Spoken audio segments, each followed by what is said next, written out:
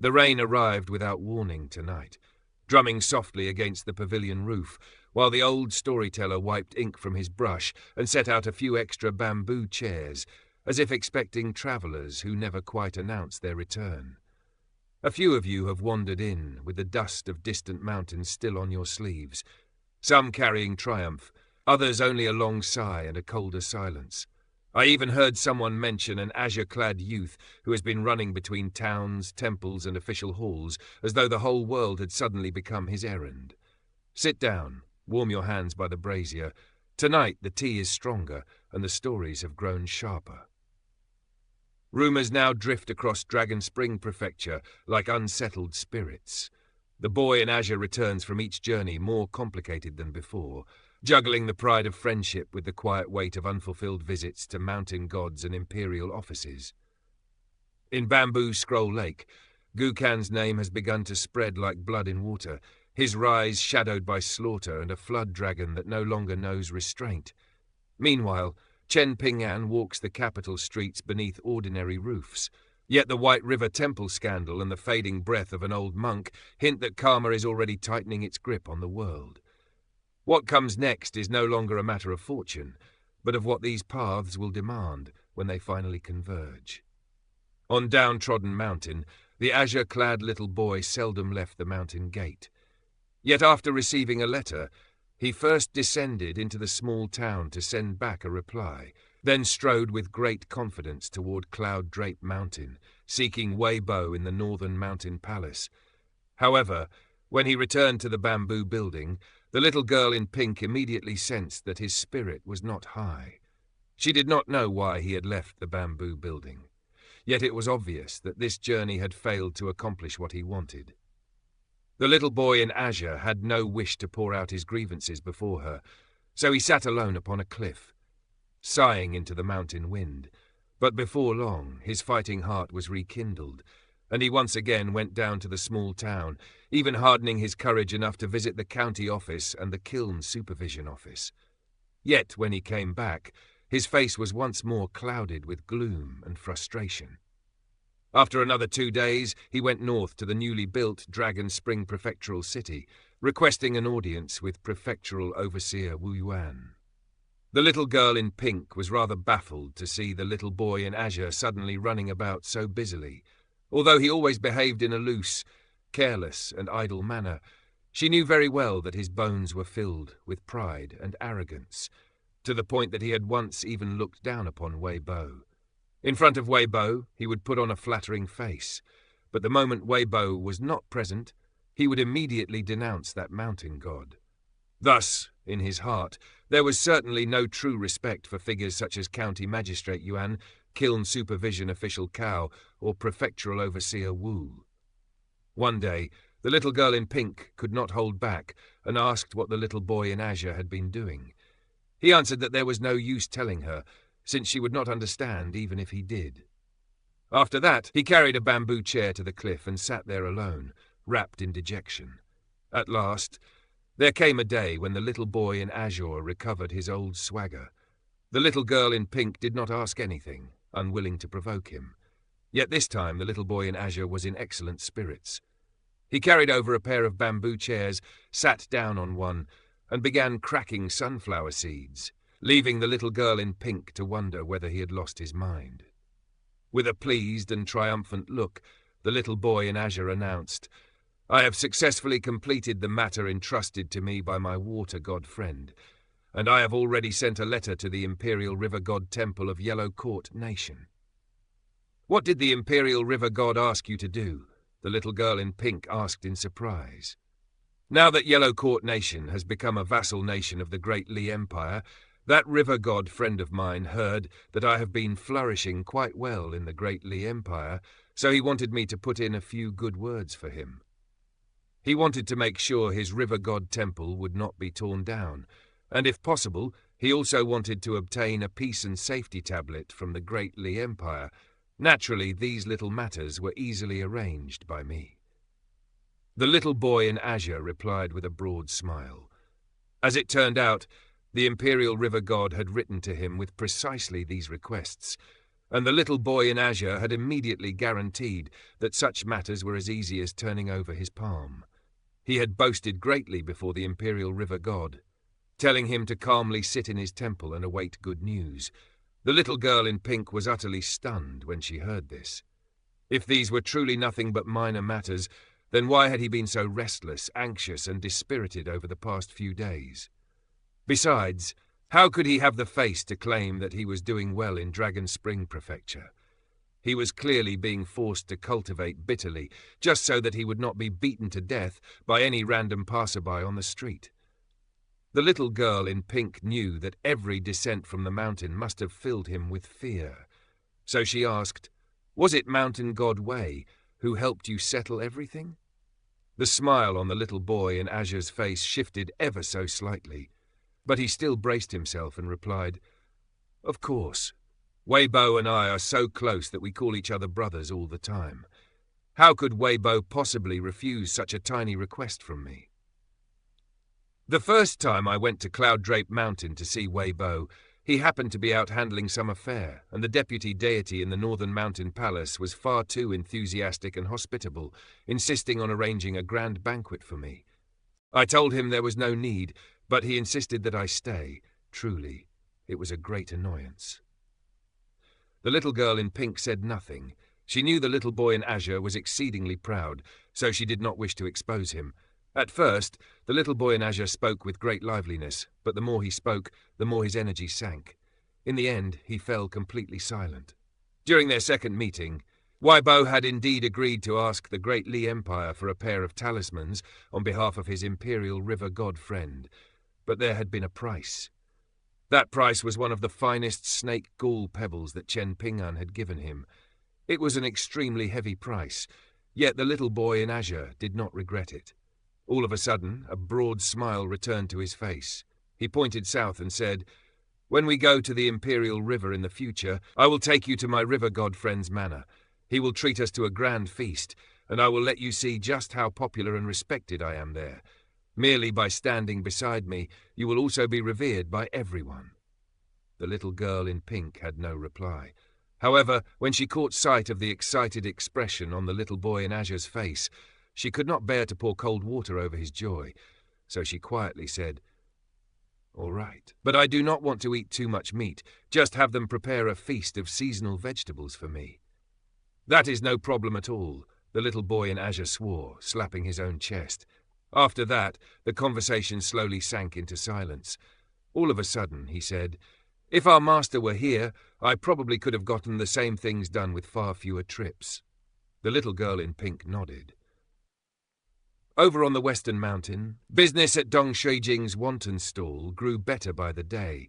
Those who came to worship at the mountain god temple all liked to eat a bowl of his wonton soup, filling their bellies and restoring their tired bodies.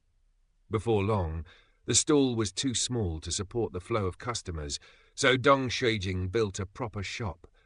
In this way, on stormy days, customers could eat their wontons beneath a roof and wait until the rain passed. Moreover, he stated clearly that people were welcome to take shelter from storms in his shop, even if they bought nothing. Not only would he not drive them away, he would even send one of his 2 newly hired workers to bring them a bowl of hot tea. Although running a shop increased his costs, Dong Shuijing never cut corners on quality, nor did he raise his prices. Before long, his shop earned an outstanding reputation. Several of the highest-ranking officials in Dragon Spring Prefecture visited it, and even Prefectural Overseer Wu Yuan was full of praise for his wontons. That day, around dusk, the shop was about to close, and the waiters were handling the last few tables of customers. Dong Shuijing, exhausted after a full day of work, sat down at the entrance of his shop and sipped a bowl of tea. Suddenly, he stood up, hurriedly finished the rest of his tea, and quickly walked toward a group of people descending the mountain. Among them was a familiar figure. She had most likely just finished offering incense at the mountain god temple with her clan elders, and judging by the time, they were probably planning to spend the night in Dragon Spring Prefectural City. Dong Shuijing smiled and called out to the group, greeting the adults as uncles and aunts, before turning toward the girl who was slightly taller than him and asking, "When did you get back, Shi Chunjia?" Shi Chunjia no longer wore her hair in braids. After returning to the small town, following that brief yet terrifying journey with Li Baoping and the others, the children had each gone their separate ways, making different choices for their lives. Li Baoping, Li Huai, and Lin Shouyi had followed Chen Ping'an to Great Sui Nation, while Dong Shuijing stayed in the small town.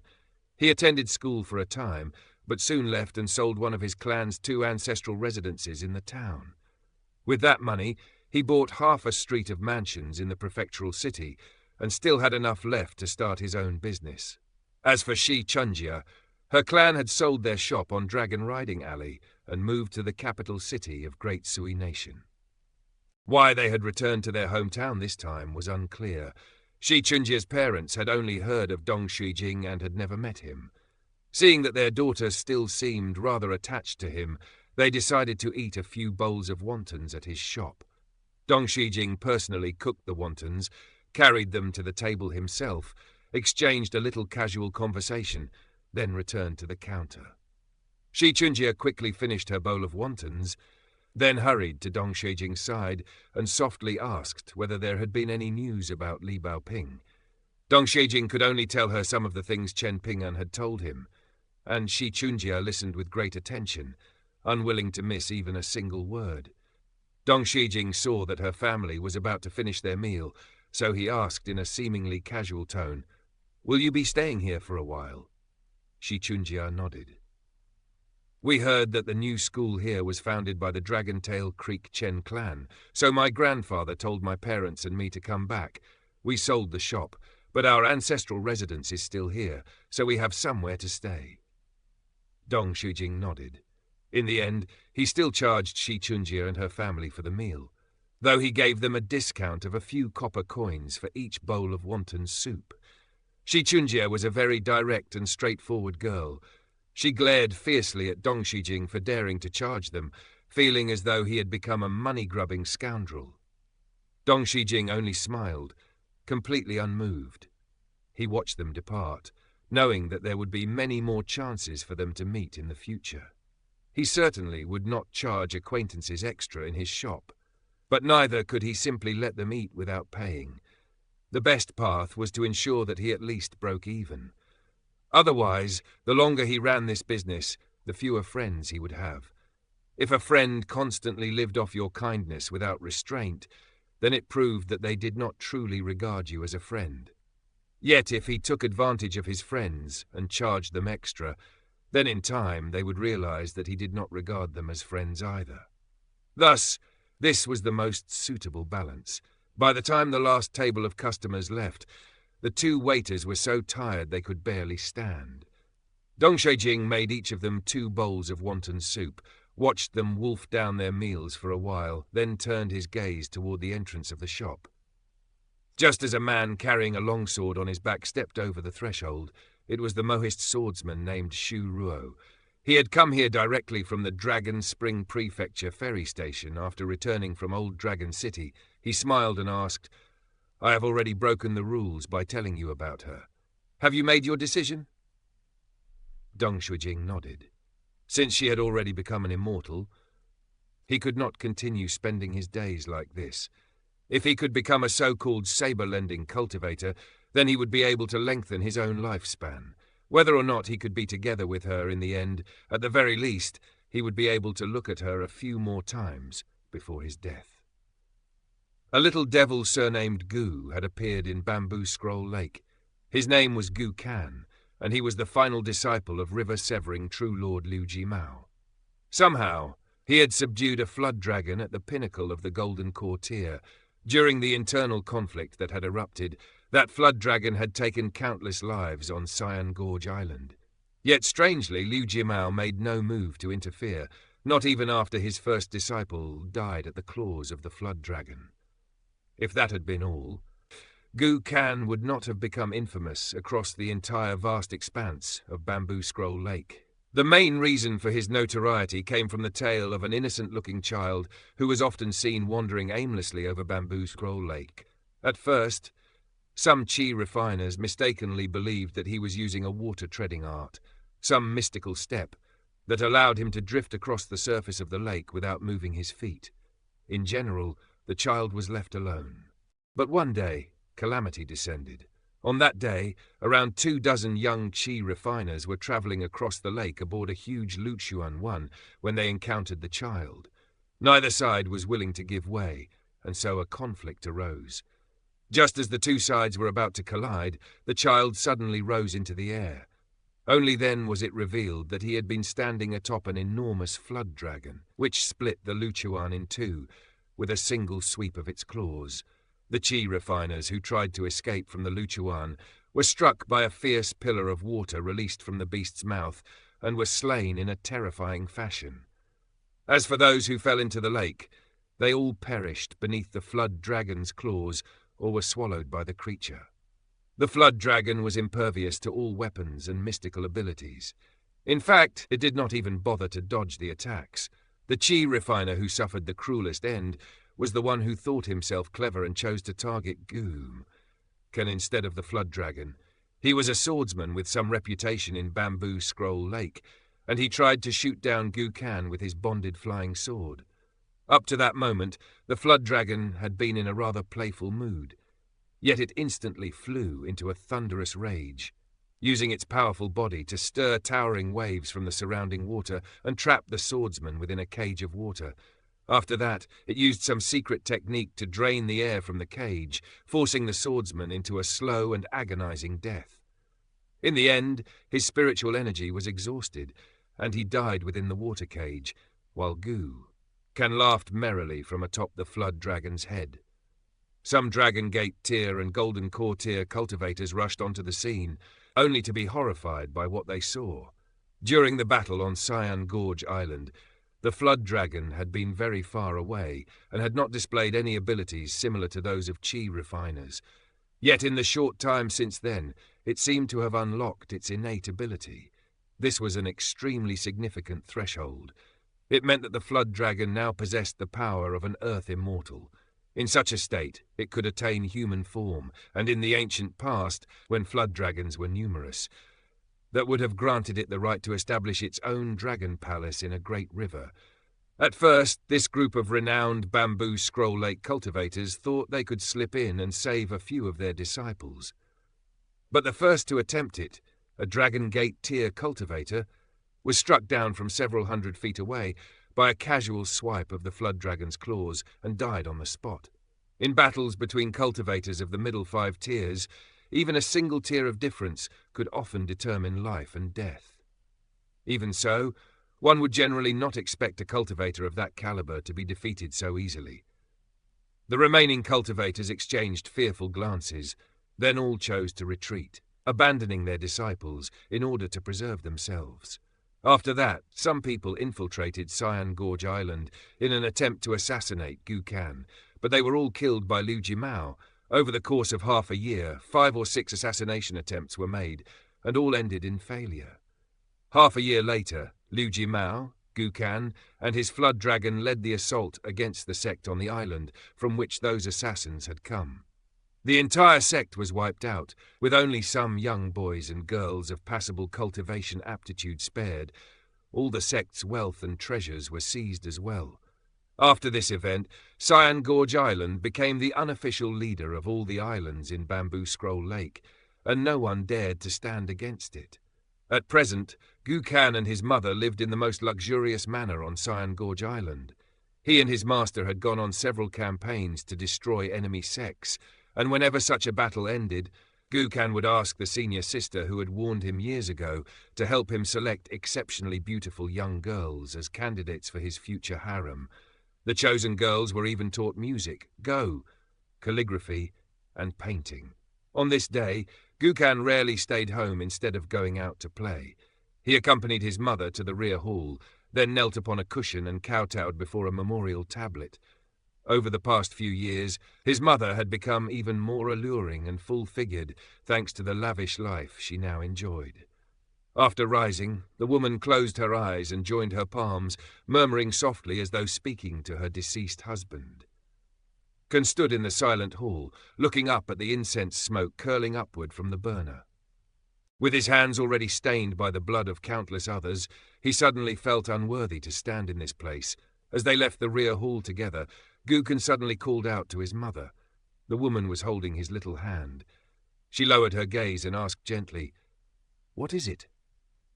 Gukan forced a smile and shook his head, telling her it was nothing. In the capital city of Southern Garden Nation, there was an emaciated little girl with a cold light in her eyes. Her clothes were torn and ragged. She carefully made her way toward a district where many wealthy and powerful clans gathered, then walked straight to the rear entrance of a grand manor, as if she had made this trip many times before. It was a bright and sunny day. The little girl was drenched in sweat from the walk, yet the look in her eyes remained as cold as frost. She squatted beneath the shade of a large tree and looked up at the sun in the sky, its brilliance so piercing that tears welled in her eyes. She silently looked away and wiped the tears from her eyes. A short while later, the rear entrance of the manor was opened in a sneaky manner. A girl around the same age slipped out through the narrow gap between the doors. This girl wore fine clothes and looked far more delicate and pampered than the girl squatting beneath the tree. She held a small wooden box with some difficulty, sweating heavily as she jogged to the emaciated girl's side with a bright smile and said, "I have a present for you." Under the fierce heat of summer, water was seeping from the wooden box. The emaciated girl accepted the wooden box with furrowed brows, then removed the lid. A joyful smile appeared on the other girl's face as she said, "Do you still remember this snowman we made last winter? I told the servants in the manor to place it in the ice house and preserve it so I could give it to you today. Do you like it?" The emaciated girl stared fixedly at the small snowman, her head lowered so that her expression could not be seen. Meanwhile, the other girl continued asking with innocent naivety whether she liked the gift. The emaciated girl raised her head and asked, "Where is the food?" An apologetic look appeared on the other girl's face as she said, "I'm sorry, I forgot. I have to go to the temple soon to offer incense with my parents, so I won't be able to get you anything to eat today. I'm really sorry." The emaciated girl lowered her gaze again to the little snowman in the wooden box. Then, with a loud crack, she accidentally dropped the box onto the ground. The other girl was immediately on the verge of tears and hurriedly crouched down. The emaciated girl crouched down with her as well, except she did so to pick up a nearby stone. She glanced at the little snowman in the wooden box, now snapped in two, then raised her hand high and swung the stone viciously toward the other girl's head. A gentle breeze passed by. By the time the pretty little girl lifted her head with a forced smile, intending to assure her friend that she was not angry, she was surprised to find that a stranger had appeared before her. He wore a spotless white robe and carried a sword on his back, with a little red gourd tied at his waist. The girl blinked away the tears gathered in her eyes, then turned toward the emaciated girl with an inquiring gaze. Only then did she notice that the white-robed boy was holding her friend's hand. The boy smiled, pointed toward the rear door behind her, and said, "You should go home. Someone is waiting for you there." Sure enough, the steward, Grandpa Zhao, had already come looking for her. The little girl hugged the wooden box with a hesitant expression, unsure whether to give it to her friend or take it back to the manor's ice house. Fortunately, the white-robed boy made the decision for her, saying, "Take it back with you. It will melt soon in this heat, and that would be quite a pity. You can wait until this winter to make this little snowman into a big snowman."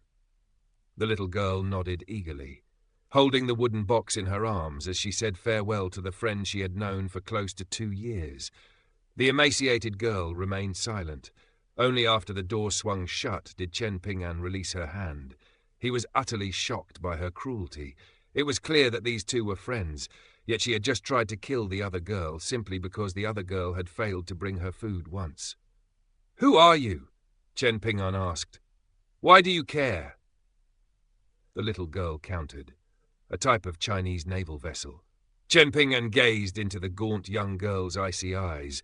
Though she was still only a child, clearly much younger than Zhu Lu, a chill of instinctive disdain still rose inside his heart, sharp and uncontrollable. He no longer looked at her. Instead, he turned his gaze toward the rear entrance of the manor. There, the kind-faced, frail-looking old steward had just crossed the threshold while holding the little girl's hand. He also looked toward Chen Ping'an. Their eyes met across the silent space, and Chen Ping'an gave him a faint nod. After a brief hesitation, the old steward returned that nod. No words were needed. Had Chen Ping'an not appeared, the gaunt girl would already have lost her life here. The old man was plainly willing to offer goodwill to this young swordsman-like figure, and so, instead of carrying out the punishment he had originally intended, he chose to leave the gaunt girl in Chen Ping'an's hands. Chen Ping'an turned back toward the gaunt girl and warned her, "Don't come back here again. Otherwise, you're going to be killed." The gaunt girl gave no answer, and Chen Ping'an turned and left. Not long after, his figure vanished from sight. Only then did the gaunt girl spit toward the direction he had gone with open contempt. After that, she also flung a glob of saliva toward the manor before her. The girl was already starving. After making those two spiteful gestures, a wave of dizziness immediately struck her. She returned by the same path she had used to come here, doing everything she could to stay as close to the wall as possible. She did not even dare approach the center of the road, afraid that some pedestrian or someone inside a horse-drawn carriage might notice her. If, for whatever reason, she offended someone she could not afford to provoke, then she truly might die. As for that white-robed boy, she was not afraid of him. Ever since she could remember, she had always been extremely sensitive to malice. By instinct alone, she knew which people she could exploit and which people she absolutely could not afford to touch. This kind of survival sense was not cultivation, not martial arts, and not wisdom granted by books. It was a miserable instinct carved out by hunger, beatings, and the narrow alleys of the world. In truth, Chen Ping'an had not left at all. He was hiding nearby, secretly watching the little girl. Because her body was so weak, she had to stop and rest again and again as she staggered forward. After cautiously looking around for a while, she flipped over a wall with practiced familiarity and stole pickled vegetables from a household. After wolfing down the pickled vegetables, she rushed out of the alley. Feeling somewhat thirsty, she flipped over the wall again and stealthily scooped some water from a vat to drink. Before putting the lid back on the vat, she quickly grabbed a handful of soil from the ground and tossed it inside. Only then did she sneak away once more. Chen Ping'an could see that she walked with a slight limp, and she kept massaging her ribs from time to time. These were most likely all traces left behind by punishments she had received for her past misdeeds. Just as Chen Ping'an was about to leave, the little girl arrived in an area filled with livestock, where the ground was covered in caked filth. A group of boys stood there leaning against a wall, seemingly waiting for her. They appeared to range from around 13 to 20 years old, and it was obvious from their posture and eyes that they had no good intentions. One of them saw the little girl rushing toward them and immediately kicked at her without warning. If that kick had landed with full force, it would have been enough to send her flying. Fortunately, the girl seemed to have expected it long ago. Yet she did not dodge. Instead, right before the kick struck, she deliberately slowed down a little to reduce the force. Then she acted out a convincing fall, collapsing backward onto the ground. After struggling for a while, she crawled back to her feet with a miserable expression. Her eyes filled with flattering, pleading submission as she looked toward the group of boys. Her response was ugly, but it was also calculated. She knew she could not win with strength, so she used weakness as a shield, humiliation as a tactic, and obedience as a way to stay alive. A sturdy young man, who seemed to be the leader of the group, ordered the little girl to stop wasting time and lead the way. Some time later they arrived at a dilapidated house that had long been abandoned.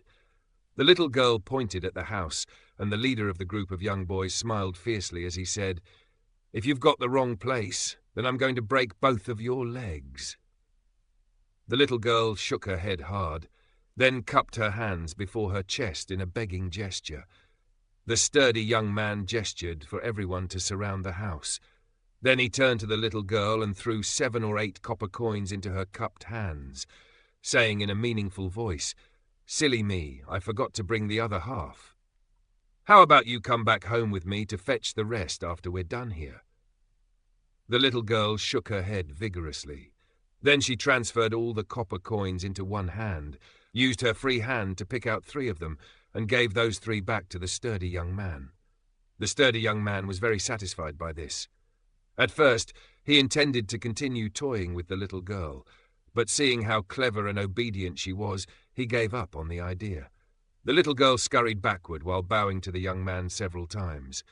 Only after that did she turn and run away.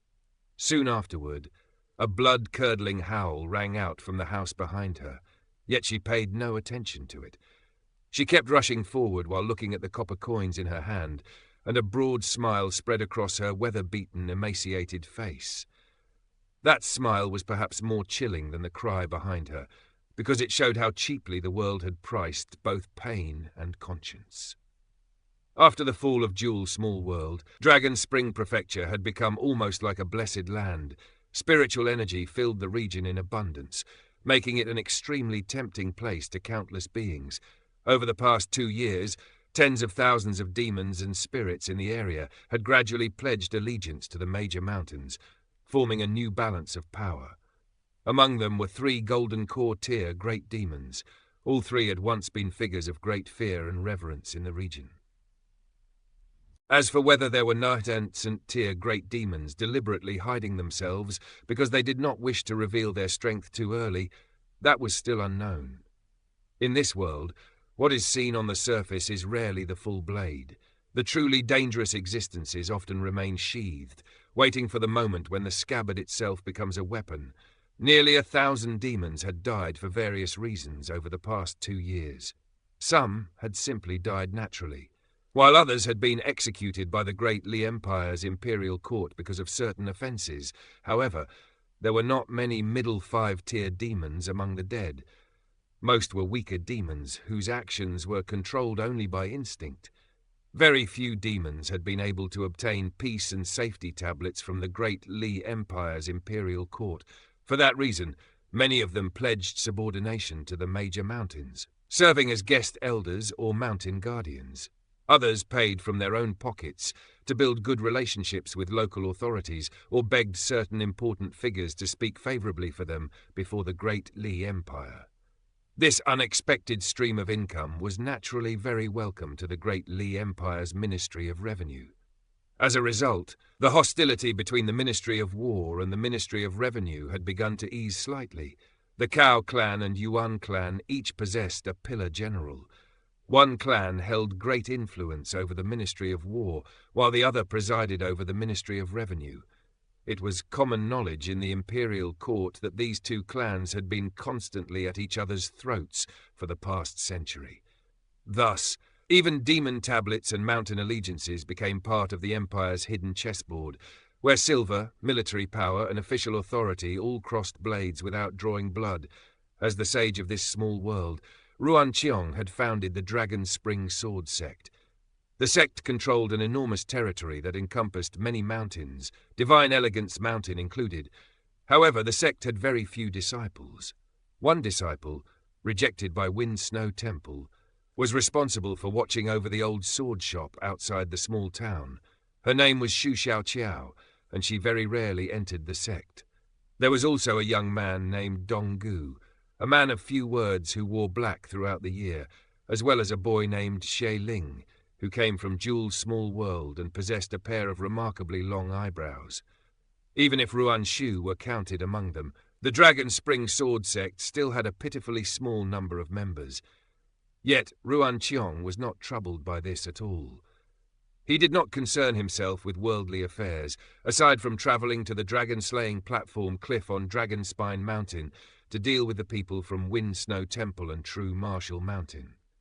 Aside from that, even Prefectural Overseer Wu Yuan and Northern Mountain God Wei Bo were usually met with cold treatment whenever they tried to visit him.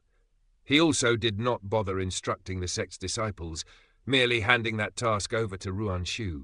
This was Ruan Qiong's sect in name, but its daily rhythm felt more like a mountain forge left burning on its own, waiting for raw iron to prove whether it could become sword steel. On this day, the sun rose above Divine Elegance Mountain. dyeing the sea of clouds a brilliant red. By now, Ruanshu had already grown into a graceful young woman. Compared with when she had first arrived in Jewel's small world, her body had become taller, slender, and more balanced. She was no longer the little girl she once had been. Standing beside her were Ruanqiong's first 3 disciples, Shu Xiaoqiao, Donggu, and Xie Ling. It was quite rare for all of them to gather in one place. Among the 3, Shu Xiaoqiao liked to call Ruanshu senior sister. Donggu liked to call her Miss Shu, always speaking to her with genuine respect. Xie Ling usually called her big sister Shu. At this moment, a dog lay at Ruanshu's feet. It had once been a sickly old dog waiting for the end of its life while lying on a street in the small town, but now it had been completely revived. This was all thanks to the pills Ruanshu often fed it, every one of them of exceptional quality. Once, a qi refiner passing through had been horrified at the sight. He felt as if he were living worse than a dog, and for a moment he almost wanted to rush over and fight the dog for the pills. Only a few of the tallest mountains in the region could pierce through the dazzling sea of clouds, standing there like lonely islands suspended in the sky. Ruanshu pointed at one of the mountains and said, "My father says that all you have to do is reach the Golden Core tier, and he'll give you a mountain and hold a mountain opening ceremony for the world to see." Then she turned to Donggu and continued, "You're a spirit, so it'll be more difficult for you to progress in your cultivation than for the 3 of us. But your long lifespan gives you an advantage.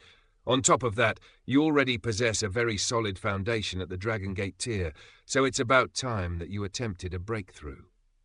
Donggu wanted to say something, but he hesitated. Clearly, he did not have much confidence. The Golden Core tier bottleneck was the hardest threshold for cultivators of the middle 5 tiers to cross, and it had stopped countless Dragon Gate tier cultivators throughout history.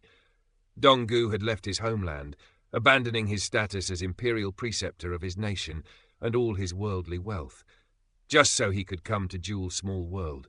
He hoped the vast abundance of spiritual energy here would improve his chances of advancing to the Golden Core tier. As for the quality of the Golden Core he would form, and how many artworks he could manifest inside his core abode, those were things he did not even dare to imagine. The allure of the Dragon Gate tier had caused countless qi refiners to dedicate themselves to years upon years of tireless cultivation, ignoring all worldly matters. But the Golden Core was different. It was not merely another step on the staircase. It was the moment when a cultivator's Tao foundation, fortune, temperament, and accumulated choices condensed into something that could decide the height of their future path. "I'll assist you during your breakthrough. I'll draw upon the fortune of the mountains of our sect to help you in your breakthrough as much as possible." Ruanshu then pointed at Xie Ling and continued, "Earlier, your junior brother received an exquisite pagoda that's close to crossing into the realm of celestial tools. It was bestowed upon him by a powerful figure, and it can somewhat mitigate the peril of your breakthrough." A gloomy look appeared on Xie Ling's face, and he felt so embarrassed that he wanted to leap off the cliff and disappear. "That's my most closely guarded secret, Big Sister Shu. How could you just reveal it to everyone like that?" At last, a trace of excitement appeared on Donggu's eternally wooden and expressionless face. He gave Xie Ling a grateful bow and said, "I'll be sure to repay you for this, junior brother Xie." Ruanshu turned her gaze back to the gloomy Xie Ling and said, "There's no use in having a powerful treasure if you're not going to make good use of it. Don't always think about keeping it to yourself. Ultimately, the only thing that you can rely on cultivation is yourself, and excessive reliance on external items will have a severe negative impact on your mindset. Why is it that you hear so many stories of nascent tier cultivators perishing during their seclusions? It's precisely because they placed too much weight on external objects during their cultivation." Xie Ling was greatly amused to hear this long-winded lecture from Ruanshu, and Shu Xiaoqiao and Donggu were also looking at her with strange expressions. Ruanshu sighed in defeat and admitted, "My father made me memorize all of this stuff. It was a real pain in the arse." Xie Ling became even more amused upon hearing this, while Shu Xiaoqiao and Donggu also exchanged a smile. This moment revealed the warmth hidden inside the sparse Dragon Spring Sword sect, a sect with few disciples, few rules spoken aloud, and yet a strange kind of closeness that did not need grand declarations. Donggu, find a good place and decide on a date and time for your breakthrough. Xieling and I will definitely be there when the time comes, Ruanshu instructed. Donggu nodded with excitement. Ruanshu rummaged a silken pouch out from her sleeve but did not open it. She said to the 3 disciples, "You can go now." Xieling lived on the mountain, while Donggu cultivated in a thatched hut at the foot of the mountain, and Xu Xiaoqiao stayed in the sword shop on the bank of the Dragon Whisker River. Ruanqiong had established a rule forbidding cultivators from flying through the area, so Xu Xiaoqiao and Donggu had no choice but to descend the mountain on foot. As disciples of Dragon Spring Sword Sect, this is your home, so you can fly as you please. No one's going to stop you. My father doesn't care about trivial things, like whether you fly or walk. All he cares about is whether you'll be able to reach the Golden Core tier and go beyond that to reach the upper 5 tiers in the future, Ruanshu said. Just to clarify, my father didn't say this, but I think that's what he would say if he were here. Ruanshu added. Xu Xiaoqiao and Donggu still continued to leave on foot. Ruanshu crouched down and tossed a peach cake into her mouth. Her eyes immediately curved into blissful little slits. Then she forced her eyes open as wide as possible so she could appear more serious. Turning to the dog, she mumbled unclearly through her mouthful of cake, "You have to cherish these days and know your place. Don't always go around barking at people on the streets. Do you think it's fun? I heard that you almost bit someone once. I told you to look after the courtyard, so why did you come to the mountain on your own? Were you hoping that I would protect you?" Ruanshu raised a hand and threatened, "I'll kill you right now if you don't behave." The dog immediately dropped onto its haunches and begged for mercy. Ruanshu cast it a cold glance and murmured to herself, "If it wasn't for him, I could have already had several meals of braised dog meat." The dog began trembling in fear. Ruanshu stood up, pointed at the path leading down the mountain, and said, "Even those chi refiners have to constantly lead disciplined and cautious lives.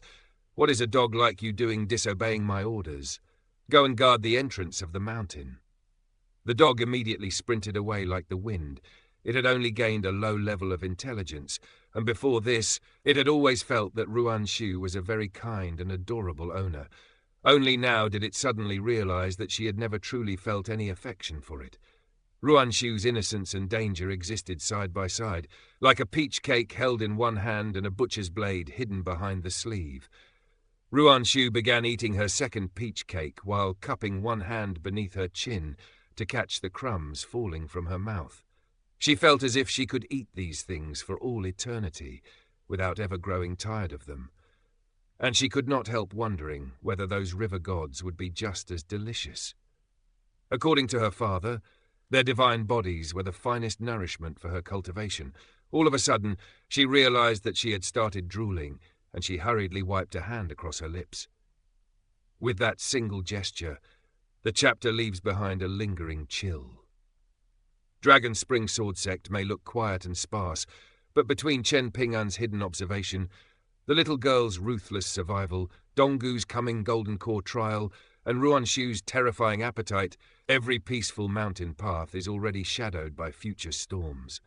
As one of the Lu Empire's earliest vassal dynasties, the Great Li Empire's first steps upon the path of ascension had been soaked in humiliation, suppression, and the bitter dust beneath another empire's boots.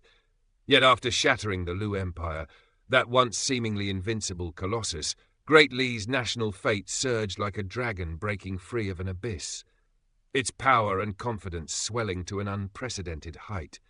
After that long and grinding war of blood, iron, and endurance, every citizen of Great Li, from the highest court ministers to the humblest common folk in the streets, had been filled with a confidence that seemed impossible to shake.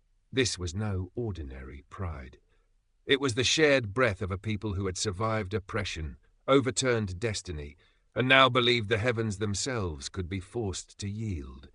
It was precisely this confidence that became the true inner force driving the Great Li Empire's expansion toward the south.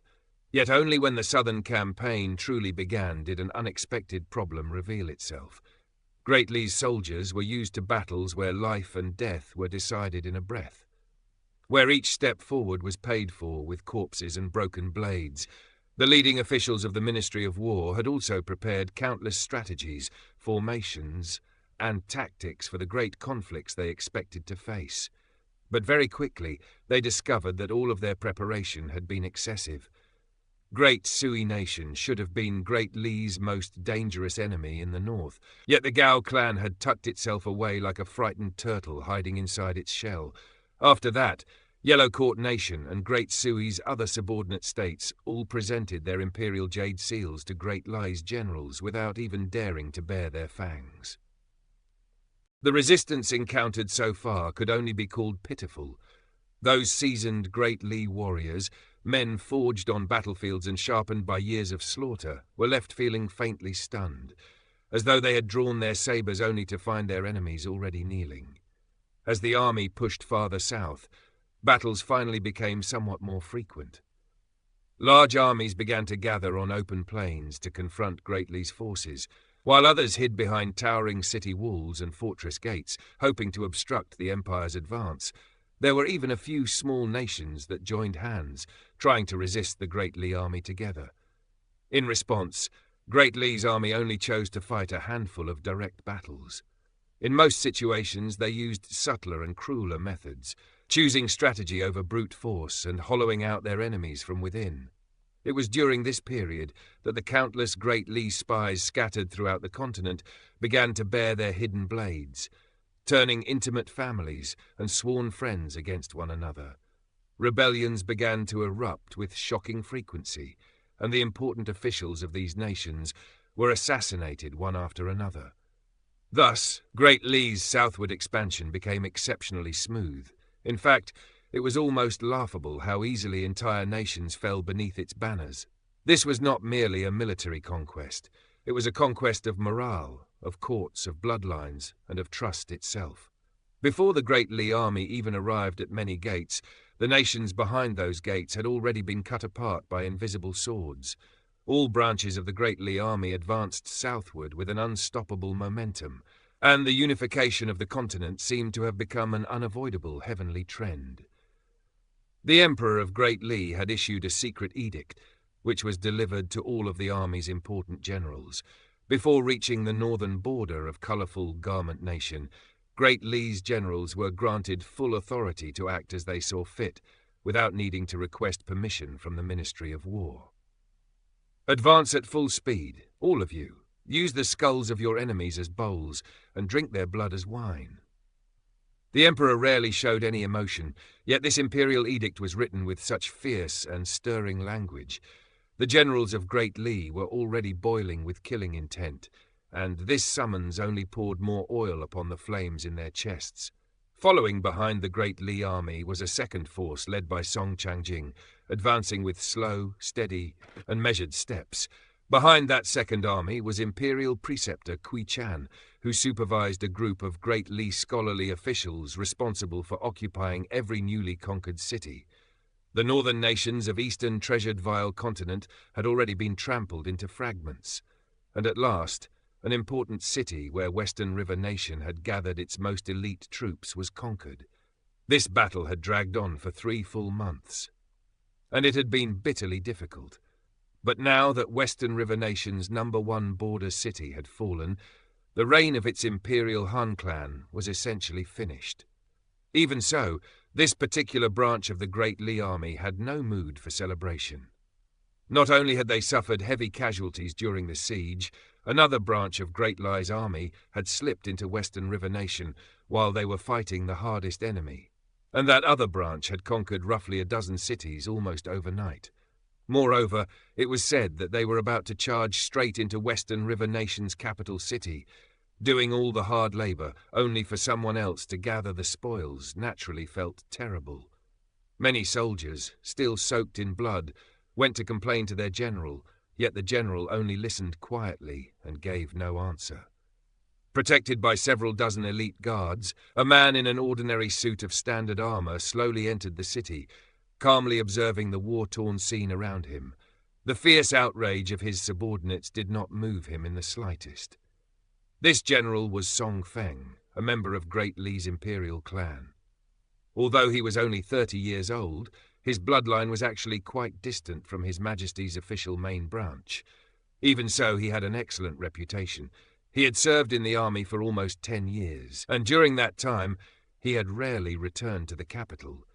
Song Feng was not the type of fierce general who personally led the charge into battle. After all, he was a member of the imperial clan. Even if he were willing to place himself in danger, all of his subordinates would do everything possible to stop him. If he died, everyone would be held responsible. Fortunately, Song Feng was not the sort of man who insisted on charging first, merely to win the name of a brave general, especially when doing so would place all his subordinates in an unbearable position. Throughout his military career, he had spent countless days and nights alongside his comrades. At first, he had only been a low-ranking commander, but now he had become a respected border general, and every soldier under him would willingly lay down his life for him. The battle that had just ended had been extremely harsh. In total, Song Feng's army branch had been accompanied by more than 30 qi refiners, nearly half of whom had died in the battle that had just concluded. This loss was as severe as all the losses his troops had suffered during their entire southward march up to this point combined. At this moment, only 2 qi refiners remained by Song Feng's side. One was an imposing half-naked man 9 feet tall, with a Great Li peace and safety tablet hanging from his waist. He held a pair of enormous maces, and the horse beneath him was far larger than even the mounts used by the heavy cavalry. Aside from the jade tablet, 2 blood-stained heads also hung from his waist. These were the most precious spoils he had gained from this battle, and both heads had belonged to extremely famous qi refiners of Western River Nation. Compared with that brawny man's eye-catching presence, the other qi refiner was far more inconspicuous. He looked even younger than Song Feng and was rather handsome, dressed in a grey cotton robe. A constant smile rested on his face, and 2 swords hung at his waist, one in a white scabbard and the other in a black one. The young man's hands were tucked into his sleeves, and he walked along in a lazy, carefree manner. All of a sudden, a streak of swordlight erupted into the sky from somewhere distant within the city. The brawny man immediately rode off in that direction, turning back to Song Feng with a grin as he said, "The battle is already won, but there'll surely still be some surviving enemies. If I arrive too late, there won't be any spoils left for me. Take care of yourself, General, and make sure you don't fall off your horse." The brawny man was a powerful qi refiner who had only recently joined this army branch. It was said that he had once been the right-hand man of a very important figure in the imperial court. Because that important figure had fallen from grace, he had no choice but to leave the capital and earn military merit on the battlefield. Having seen too many powerful people in the capital, he did not hold much respect for Song Feng. The brawny man then turned to the grey-robed young man beside Song Feng and continued, "And you there, wash your little arse and come find me later. I'll hand over whatever spoils I'm about to collect to you for free. How about it?" Even after such a humiliating remark was thrown at him, the young cultivator's smile did not change. He only waved a hand in the brawny man's direction, urging him to hurry instead of wasting more time here. The brawny man burst into loud laughter, raised his backside high from the saddle, slapped it heartily, and shook it side to side several times. Only then did he sit back down and gallop toward the place where the sword light had erupted. The elite cavalry accompanying Song Feng were all furious, but Song Feng and the grey-robed young man remained completely unbothered. The cavalry unit slowly proceeded toward the general's manor at the center of the city. Inside a crude shop near the city gates were 3 people who had concealed their auras throughout the entire battle. They had done nothing, even when the city gates were broken open and Great Li's troops stormed into the city, killing everyone who dared to resist. One of them was the #1 cultivator in this city. Before the city was surrounded by Great Li's troops, the general stationed there had declared that he was going to the capital to request reinforcements from the emperor. As for the other 2, one was a leading figure among Western River Nation's immortal sects. while the other was a golden courtier imperial guest elder from a neighbouring nation. These 3 cultivators, 2 at the golden courtier and 1 at the dragon gate tier, had made no attempt to save the city. Even if they had tried, their efforts would have been futile. 6 nations in the surrounding region, including Western River Nation, had secretly plotted to assassinate Song Feng here. They intended to slay a member of the imperial Song clan on the battlefield. If they succeeded, then even if Western River Nation fell, the morale of the other nations would still receive an enormous boost. Even if the 6 nations were still destined to be crushed by Great Li's army, countless brave individuals would rise up to resist, and that would surely wear down Great Li's forces. Great Li would be harassed without pause, and it would become impossible for the Empire to digest the resources of those 6 nations in a short time and transform them into assets for its continuing southward campaign. As for whether this plan would truly work, that was a question the 3 cultivators hiding here and the emperors of the 6 nations all did their best not to think about. At this stage, they had no choice but to make one final throw of the dice. Their nations were about to fall, and they had to do something. If they succeeded, they would earn a resounding reputation.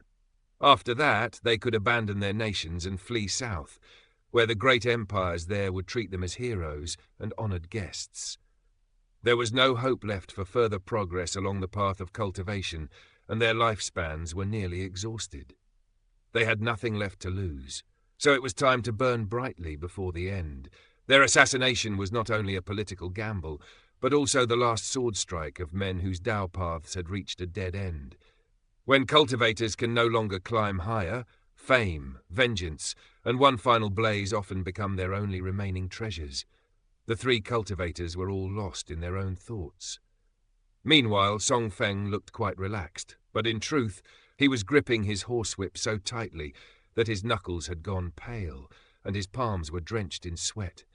The grey-robed man beside him turned to him with a smile and reassured him, "Don't forget that the great Cao Jun is by your side. As long as I'm here, no one can kill you.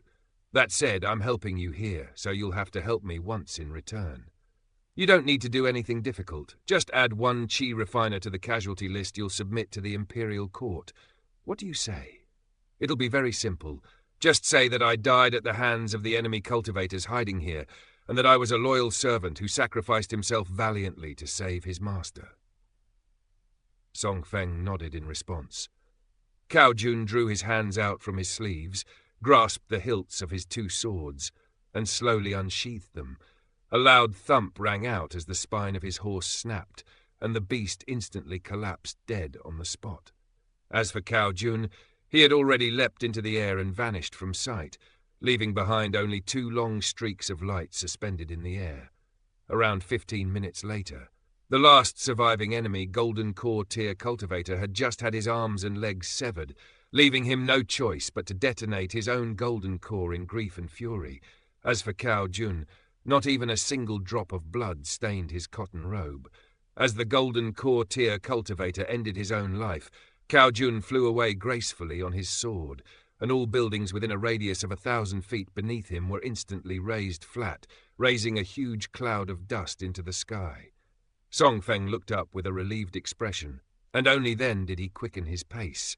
After a brief hesitation, he decided to go to the place where the sword light had erupted earlier. When he arrived, he saw the mace-wielding, brawny man among the wreckage. His lifeless body lay in a pool of blood, with a spear driven through his rear.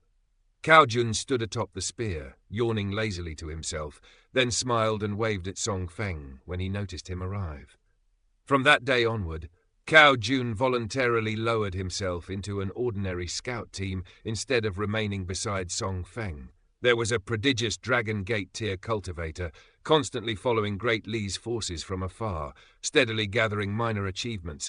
On another battlefield in a neighboring nation, he had been secretly harvesting the lives of Great Li soldiers through underhanded means. His work was extremely concealed, and he had managed to avoid exposure the entire time. In just half a year, he had killed 160 of Great Li's elite scouts. All scouts were considered the finest among Great Li's troops. Because he constantly moved from one battlefield to another, This young militarian cultivator did not attract much attention from Great Lie's cultivators at first. However, as the deaths piled higher, Great Lie's forces gradually became aware of his existence. More and more cultivators were sent to accompany the troops, hiding among ordinary soldiers in hopes of catching the culprit in the act. After 2 Sea Observation Tier cultivators were killed, the higher-ups of Great Lie's army finally realized they were facing a serious threat. But before they could take action, the militarian cultivator fled, circling around in a huge arc before arriving on the battlefield where Song Feng's forces were stationed. For Cao Jun, encountering him was coincidence. For him, encountering Cao Jun was inevitability. One who plays with fire too often will eventually be burned. Cao Jun watched him kill the 7 scouts accompanying him, then ended his life. For cultivators skilled in battle, earning merits and rising through the ranks might seem easy and almost without danger, but that was not the truth. There was always a taller mountain. Cao Jun imitated the mace-wielding brawny man and cut off the prodigious Dragon Gate tier cultivator's head, but instead of tying it to his waist, he hung it from the side of his saddle. After that, he headed south alone, imitating the Dragon Gate tier cultivator by assassinating Western River Nation's generals. He did not think his luck would be better than the owner of the head now hanging from his saddle. The difference between the two of them was that Cao Jun had a Dao guardian, so he did not need to fear placing himself in danger. All he had to do was kill as he pleased. If he got into trouble, someone would appear to pull him out. He lowered his head with a smile and patted the head, which had already been completely drained of blood, its hair looking like withered thatch. "What a pity that you don't have one," Cao Jun mused. Right at that moment, a slightly displeased voice rang out. "Why didn't you save those scouts? You fought beside them, so they were your comrades." Cao Jun smiled as he replied, "If I hadn't been with them, they would have died for nothing. At the very least, I avenged them. Shouldn't they be thanking me?" Cultivators were often heartless beings, for they had been separated from the mortal world for far too long. As time passed, they gradually became detached and numb, feeling no obligation to stop innocent blood from being spilled. Cao Jun's logic is chilling, because it exposes the cold distance between immortal cultivators and ordinary soldiers. To him, vengeance after death can replace protection before death. That single difference says more about his Dao heart than any sword technique could. Somewhere in the capital city of Southern Garden Nation, an emaciated little girl stood before a steamed bun shop, drooling non-stop as she stared at the stacks of steaming bamboo baskets in front of her. The shopkeeper found her unpleasant to look at and angrily told her to leave, but the little girl straightened her back and opened her palm, revealing 5 copper coins. The shopkeeper did not even bother glancing at the money. He only insisted that she leave, threatening to strike her with a bench if she refused.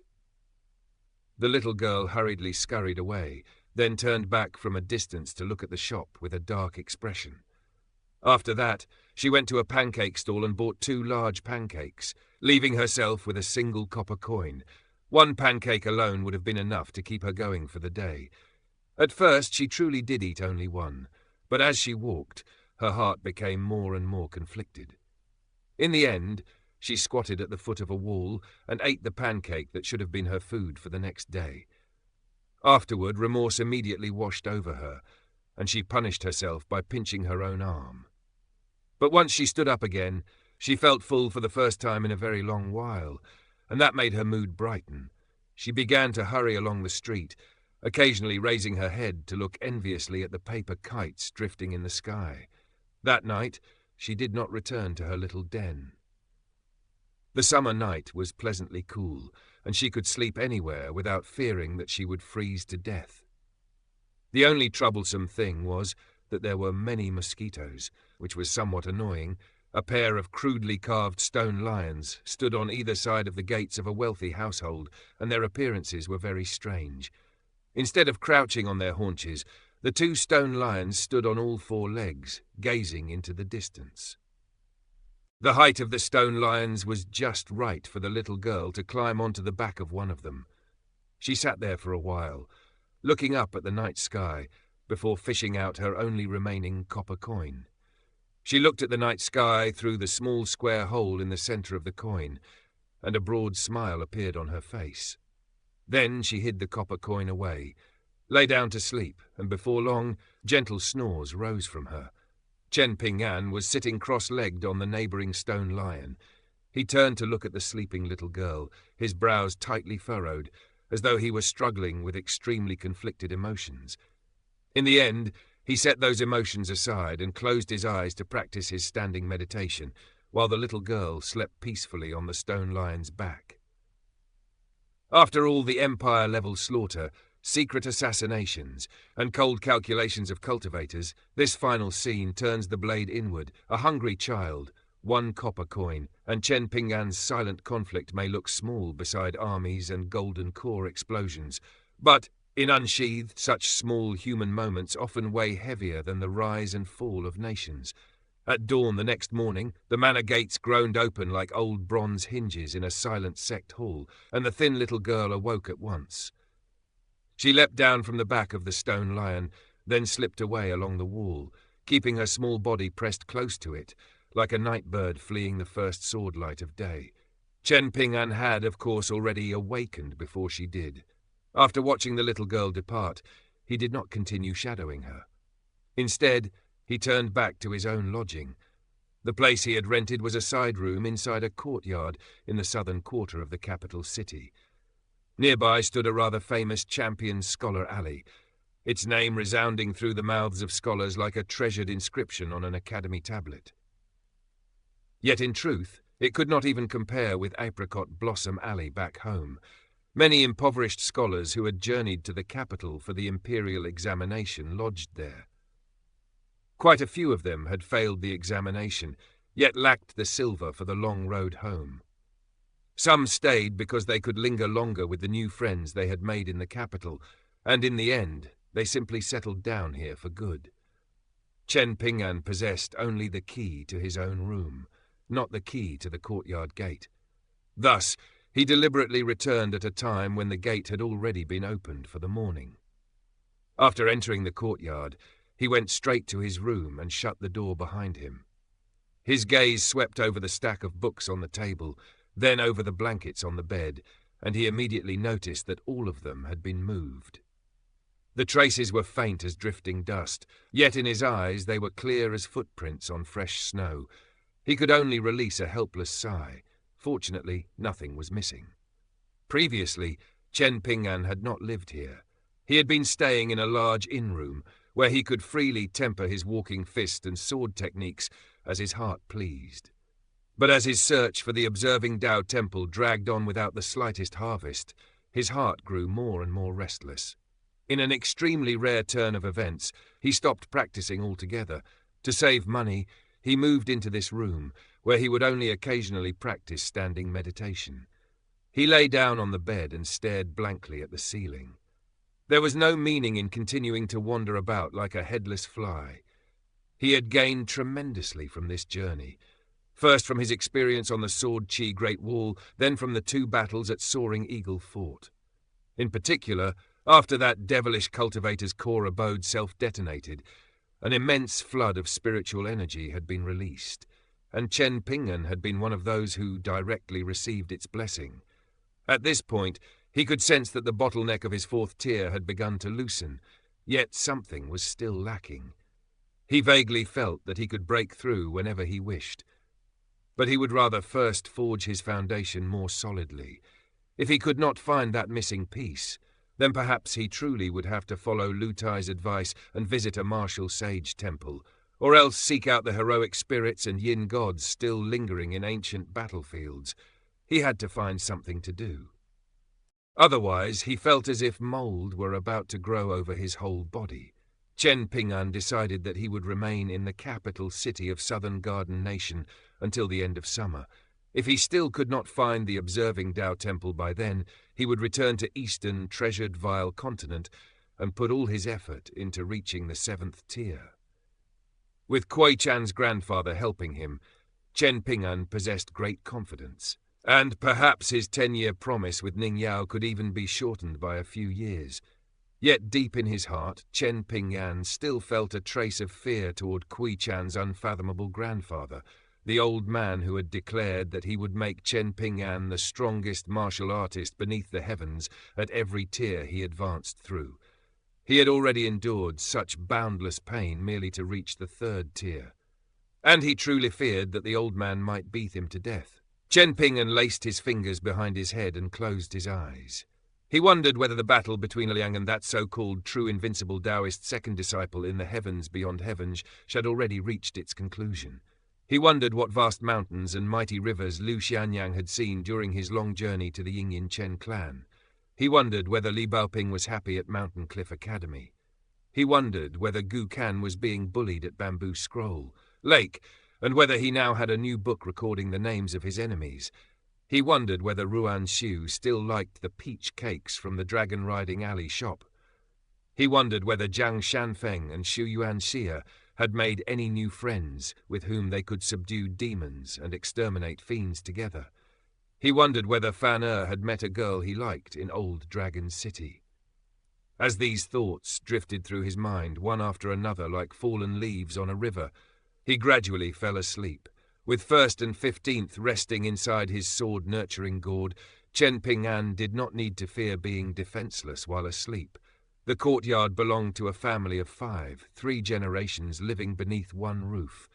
The old man enjoyed going out to play Go, though his skill was very poor and his manners at the board were even worse. The old woman always wore a dark expression, and her tongue was sharp enough to cut flesh. She reminded Chen Ping'an of Granny Ma from Apricot Blossom Alley. As for the young couple, the woman handled the housework and was constantly scolded by her mother-in-law. According to the common slang of the capital city, her husband was a man who carried a shop on his back. In essence, this meant that he wandered about with a large sack of miscellaneous goods on his back, hawking his wares in a loud voice as he passed through streets and alleys.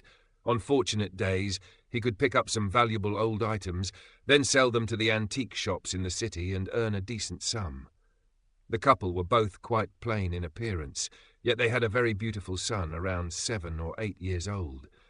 Unlike the other children who had grown up in that poor alley, he looked far more like a young master from a wealthy clan. At school, he was greatly liked by his teachers. He also often enjoyed watching his grandfather play Go, sometimes watching silently for hours at a time. It seemed he had the seed of a little scholar within him. Everyone in the alley was very fond of this child, and they often teased him, asking whether he preferred the girl next door or young Mistress Liu from his school. Each time, the child would merely smile shyly, then continue watching his grandfather play Go in silence.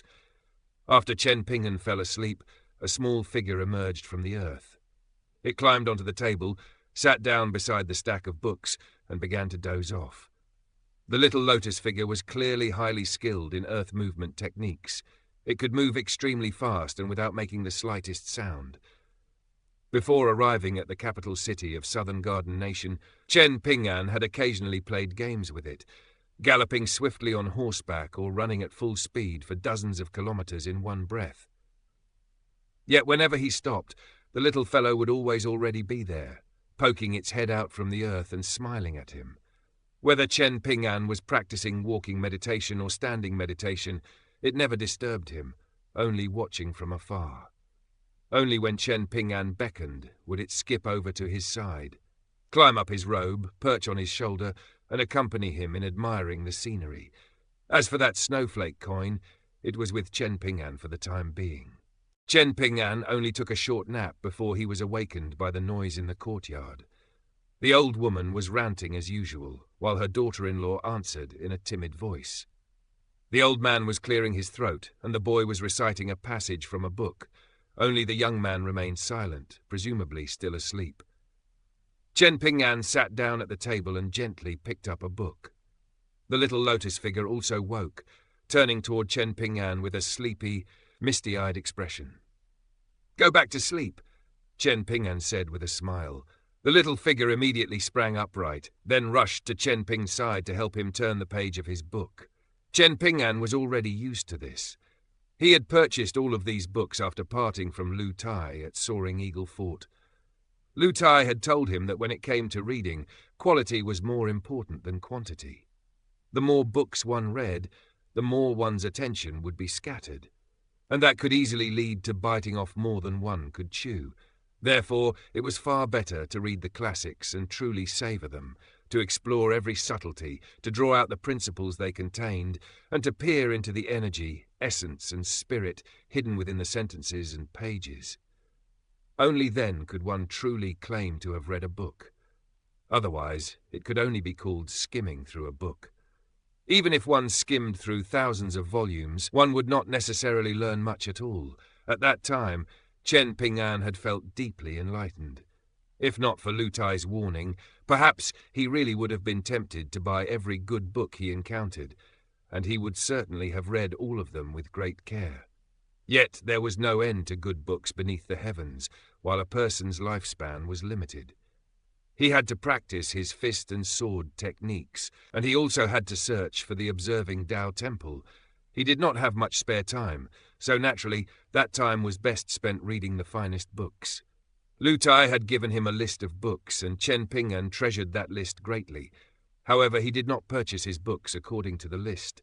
Instead, he went to buy the literary classics of the second sage of Confucianism. Unfortunately, it was now impossible to find the scholarly sage's books on the market. He wanted to compare the books of the scholarly sage with those of the second sage. In terms of personal inclination, Chen Ping'an naturally leaned toward Mr. Chi's teacher. Yet there was no problem in admiring and respecting someone. The real problem would arise if admiration turned into blind faith and absolute obedience. Was the scholarly sage an accomplished scholar?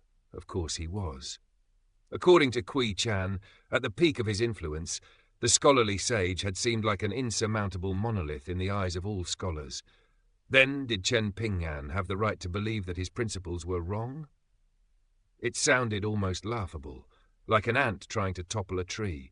Yet in truth it was not so, because the second sage existed as well, and he too had written his own literary classics. Chen Ping'an had once told Ning Yao's parents that to truly love someone, one had to love that person's flaws as well. He had also told the little girl in pink and the little boy in azure that if he ever did anything wrong, they should speak candidly to him.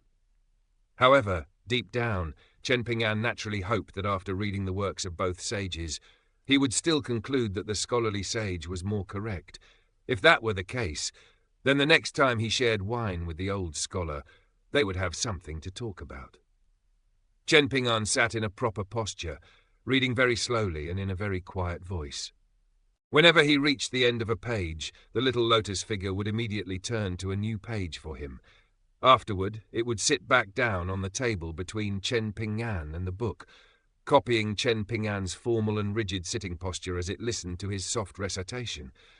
The noise outside continued, yet it was as though Chen Ping'an had entered a world of his own, detached from all mortal affairs. This was only a place he had paid to stay, and he felt no bond with it. Not far from Champion Scholar Alley were wine shops and brothels, as well as a temple. Though they stood very close together, they might as well have belonged to entirely separate worlds. Chen Ping'an often saw monks emerging from the temple with bowls in their hands. They were all very thin, but most wore peaceful and content expressions. Even if they were not wearing kasayas, it was still easy to distinguish them from ordinary people. Over by the wine shops and brothels, the nights were always lively and clamorous, with the scent of wine and rouge spreading through the entire street. More often than not, the bustle would not fade until the early hours of morning. Whether it was the men enjoying the pleasures offered on that street, or the women serving them, everyone there seemed to revel thoroughly through the night. Yet once daylight arrived, all of them were left looking frail and drained. On several occasions, Chen Ping'an saw women escorting the last few customers out of the brothels. They would then remove their makeup before coming out onto the street, where they bought food from roadside stalls. Some even fell asleep where they sat, huddled over bowls of congee or wontons. Time was more precious than any coin or silver tael, and they were borrowing time from the heavens. In the end, that debt would still have to be repaid, Some stall owners, having grown familiar with these brothel workers, would make suggestive remarks to them. Some of the women did not care much and merely played along, so they could receive a small discount on their meals. Others were especially offended by such careless words, unleashing torrents of abuse upon the offending stall owners, who could only mumble timid apologies. Yet after those women left, the stall owners would denounce them as whores who sold their flesh for money, saying it made no sense for them to take offence at such remarks when they had no shame to begin with. The next day, the offended brothel workers would still visit the same stalls, while the resentful stall owners would continue secretly glancing at the fair and delicate hands of those brothel workers. Those hands were as pale as the pork skin they sold, and their own haggard wives back home, with yellowed and weathered hands, could not compare. The stall owners could not help wondering what these women had eaten to grow up so fair and beautiful. They also could not help sighing inwardly at the thought that spending a single night with them would cost nearly half a year's profit from running their stalls. Southern Garden Nation had enjoyed several centuries of peace, and throughout that time its rulers had all been passable, none especially brilliant and none especially incompetent. Thus, there was no nightly curfew in the capital city. People were free to carry weapons and ride horses as they pleased, without fear of angering the local authorities. Whenever acquaintances met, they greeted one another, and some would even head to a nearby shop for a drink. They would speak of all manner of things, and a litter or two of wine would vanish in the blink of an eye. In order to search for the observing Tao temple, Chen Ping'an wandered through the capital city every single day. Because of this, he had witnessed many of the city's sights, including some rather obscure and strange scenes. So long as no one actively provoked him, Chen Ping'an paid no attention to anyone else. Lu Tai had once told him something that he had not identified with very much at the time. Yet since then, those words had resonated with him more and more. Once a person stepped onto the path of cultivation, they would begin to feel as though demons and spirits could be seen everywhere. Chen Ping'an closed his book. He had spent the past 2 hours reading, and now he was preparing to go out for a walk. Although he had become increasingly agitated during his search for the observing Tao temple, he had tried to steady his own mental state. In fact, he had made considerable efforts to do so, including visiting many temples to offer incense to the Buddha and walking alone through tranquil forests. Whenever he visited a temple, he recorded the visit on a bamboo slip. Up to now, the temple he had visited the most was the small one beside Champion's Scholar Alley. The temple was not very large, housing only about a dozen monks, so Chen Ping'an had grown rather familiar with all of them. Whenever he felt restless, he would go there to sit for a while, not necessarily to speak with the monks. Sometimes he would simply sit alone beneath the eaves and listen to the wind chimes for an entire afternoon. In Southern Garden Nation, Buddhism was revered above Taoism. Thus, Buddhist temples were countless throughout the nation, while Taoist temples were exceedingly rare, and in the capital city they did not exist at all. Over the past few days, a piece of shocking news had spread through the capital city. A tremendous controversy had erupted from White River Temple, one of the 4 great temples of Southern Garden Nation's capital. White River Temple had always been famous for how exceptionally devoted its abbots were to the teachings of Buddhism. All of the temple's abbots who passed away left behind bodies that did not decay and could be cremated into sariras. In this regard, the other 3 great temples all admitted themselves inferior. As time passed, White River Temple became known as a symbol of Buddhism's prosperity in Southern Garden Nation. However, 2 years ago, a high-ranking monk of White River Temple was nominated to become abbot. Not long ago, he fled the temple and went to the Imperial Court of Judicial Review to report a case. After hearing the case, all the officials of the court were left completely dumbstruck.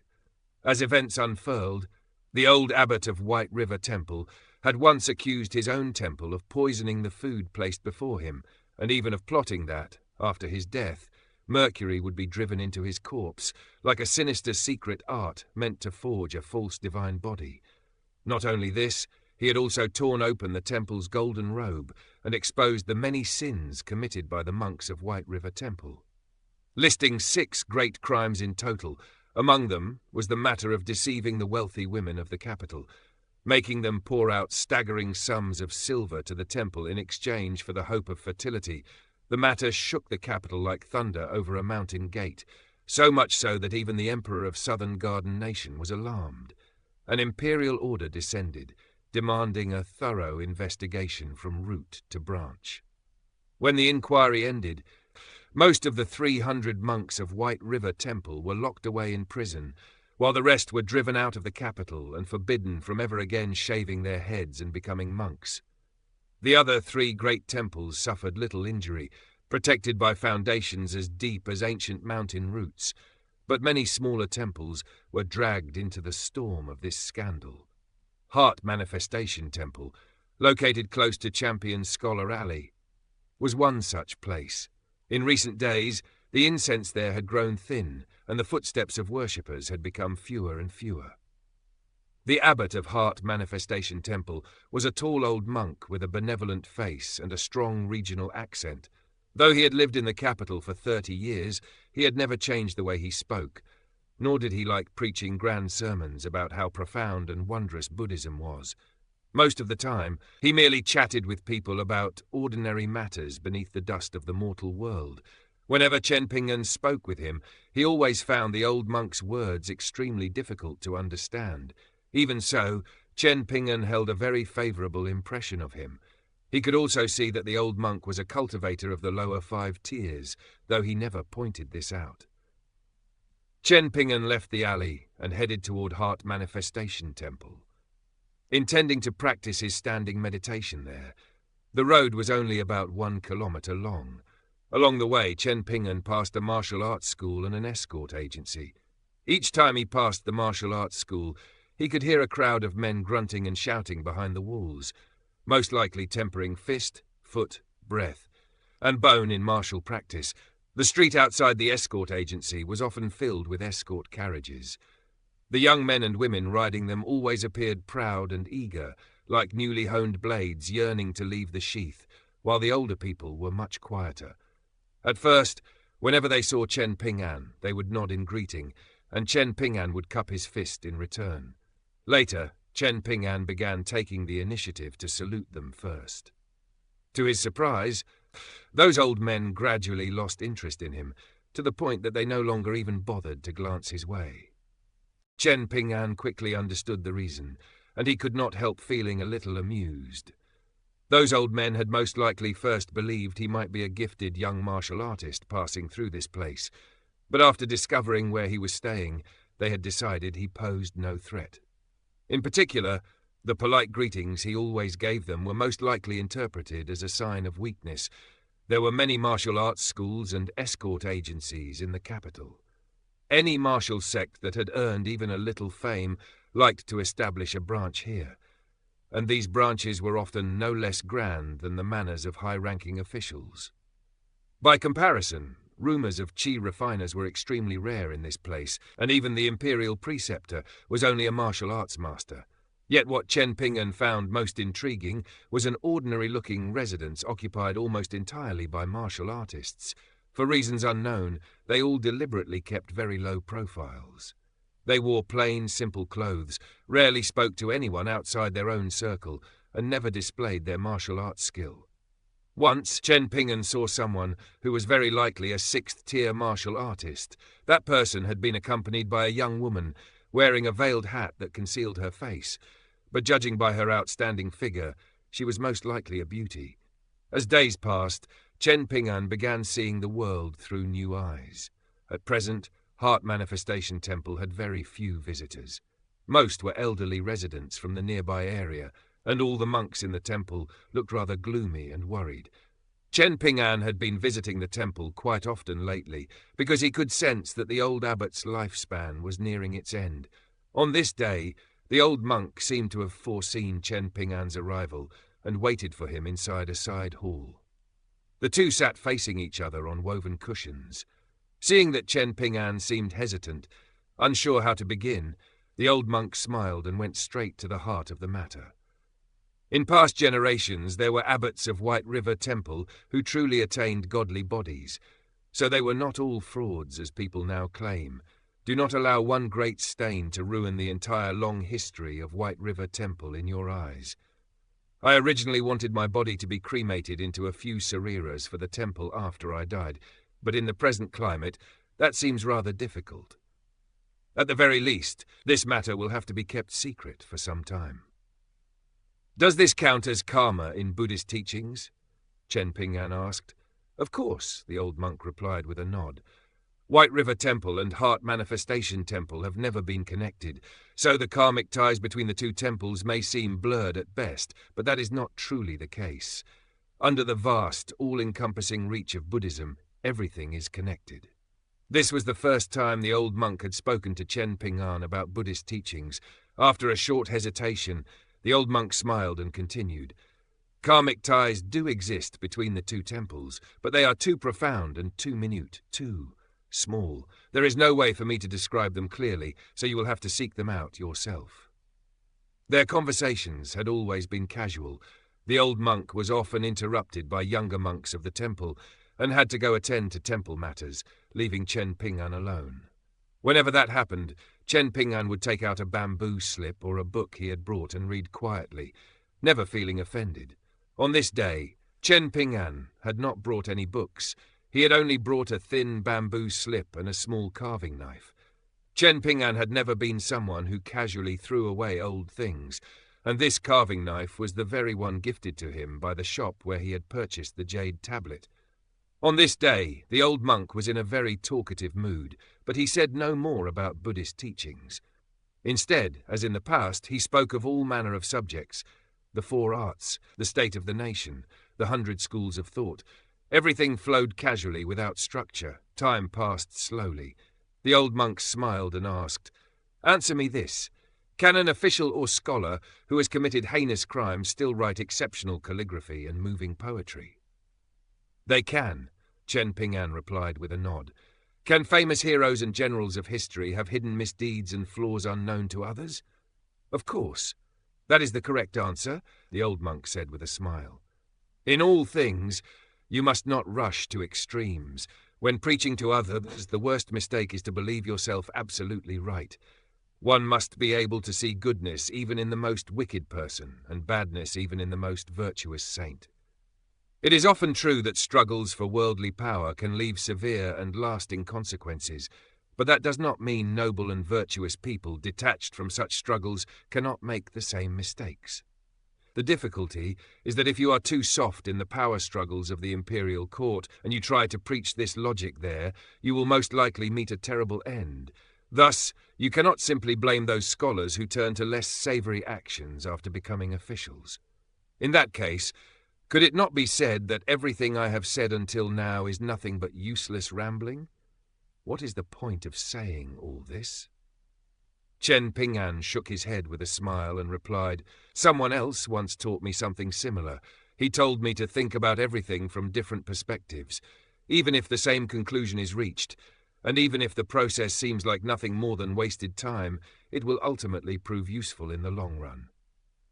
The old monk nodded with a pleased expression. "Whoever told you that is a very wise man." Chen Ping'an rubbed the small bamboo slip in his hand with his fingers and said softly, "One time, that same man was drunk. He asked me some questions, but I felt as though he was asking everyone beneath the heavens. He asked me, 'How many books have I read that I dare claim I know what the world is like? How many people have I met that I dare say I understand how men and women behave? How much hardship have I witnessed that I dare judge others as good or evil?' The man you speak of must live a very difficult life," the old monk sighed. Suddenly, Chen Ping'an remembered a question that had troubled him all this time, and he asked, "Do Buddhists truly believe in the idea that anyone can attain enlightenment by renouncing their evil past?" The old monk smiled and said, "Before I answer, I have another question for you. Do you feel that this idea is terrifying and unique, yet also seems like an oversimplification that does not quite accord with true Buddhist teachings?" "I do not even know the basics of Buddhism. How could I know whether something accords with true Buddhist teachings or not?" Chen Ping'an asked, scratching his head. The old monk burst into laughter. The idea of attaining enlightenment by renouncing one's past evil ways is a crude oversimplification. The key lies in truly knowing good and evil.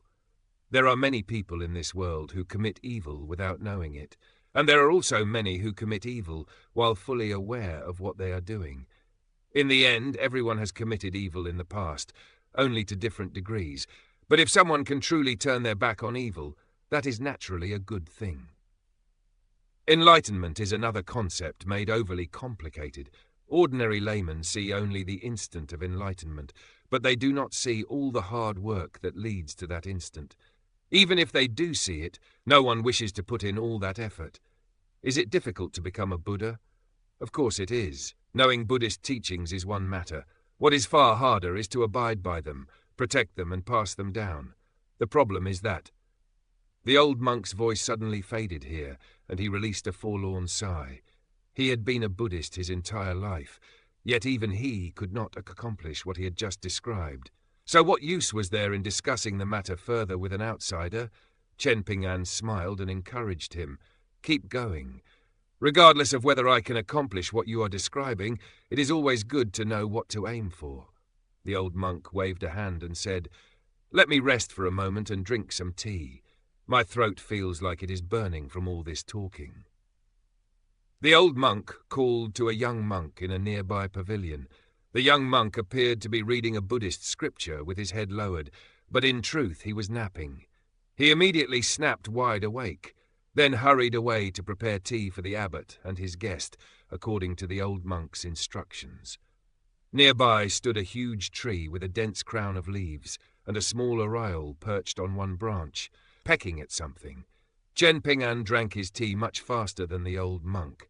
By the time he handed his empty bowl back to the young monk, the abbot had not even finished half of his own. Chen Ping'an picked up the bamboo slip he had brought with him.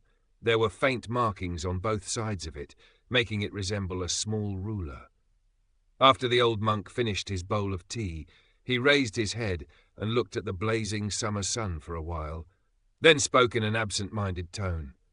In a world without principles, people become like weeds under a drought, lifeless and without luster. Therefore, principles must be protected and passed down. The teachings of Buddhism are principles that monks must obey. Etiquette sets out the principles that Confucians must follow. Taoist teachings expound the principles that guide Taoists in their actions. None of them are bad, so why become obsessed with dividing one school from another? If a principle is good, then take it and make it your own. Chen Ping'an raised his gaze from his jade slip with a smile and nodded. The old monk looked out toward the temple courtyard and continued, This world has always owed a debt to good people. There are always rights and wrongs in this world. It is only that we do not spend all our time and energy judging the virtue of every little thing. We may choose not to speak of them, and we may even deliberately say the opposite of what we think, but inside, we must know what is right and what is wrong. Unfortunately, there are simply many things in this world that one cannot change. There are more and more clever people, and those who use cunning and intellect for selfish gain often like to mock sincerity, calling genuine kindness pretentious and naive. Remember this, Chen Ping'an. The world will see you the same way you see the world. You look at it, and it is also looking back at you. Chen Ping'an felt these words were correct, but he did not ponder them too deeply.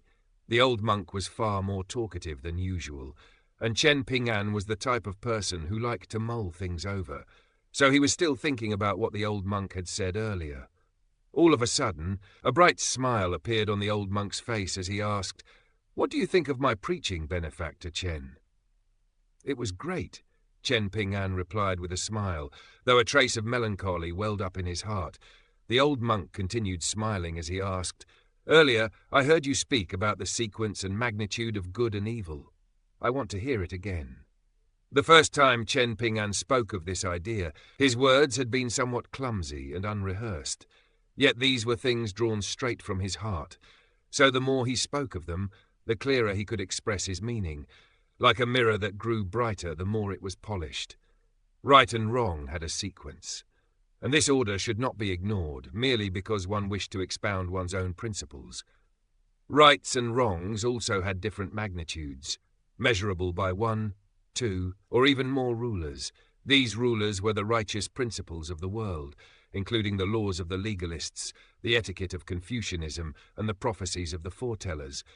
There were also things such as baseline laws, morals and ethics, local customs and traditions. These matters could not be gathered beneath sweeping generalizations. Instead, each had to be studied deeply on its own, and that demanded an immense amount of time and energy. Only after all of that had been considered could a final judgment of good or evil be made. In light of this, the question of whether human nature was inherently good or evil was no longer a question scholars could not answer. Rather, it was a question that should only be answered at the very end, not something to decide at the beginning of one's journey as a scholar. In the end, there truly was no absolute right or wrong.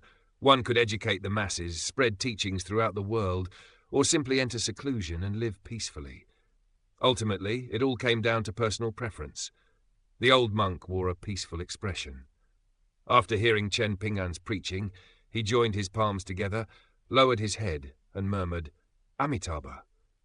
Chen Ping'an turned his gaze to the little oriole perched on the roof, watching the young monk sweep the courtyard. When he looked back at the old monk, the latter smiled and said, "Even if the temple is gone, the monks will remain. Even if the monks are gone, the scriptures will remain. Even if the scriptures are gone, the Buddha remains. Even if the Buddha is gone, his teachings remain. Even if a day comes when not a single monk or scripture is left in Heart Manifestation Temple, as long as people still cherish Buddhist teachings in their hearts, Heart Manifestation Temple will continue to exist." The old man turned once again toward the peaceful courtyard, where the only sound was the sweeping of the young monk's broom. "I can see a lotus flower blooming in the world," the old monk murmured, as his eyes began to lose focus. Chen Ping'an remained silent.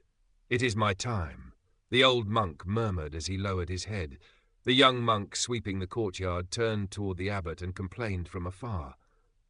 "Master, the sun is so bright right now. Can I sweep the courtyard a little later? I am about to die from heat stroke." Chen Ping'an turned to the young monk, placed a finger over his own lips in a silencing gesture, and pointed at the old monk, who seemed to be taking a nap. The young monk hurriedly fell silent, then began giggling soundlessly to himself.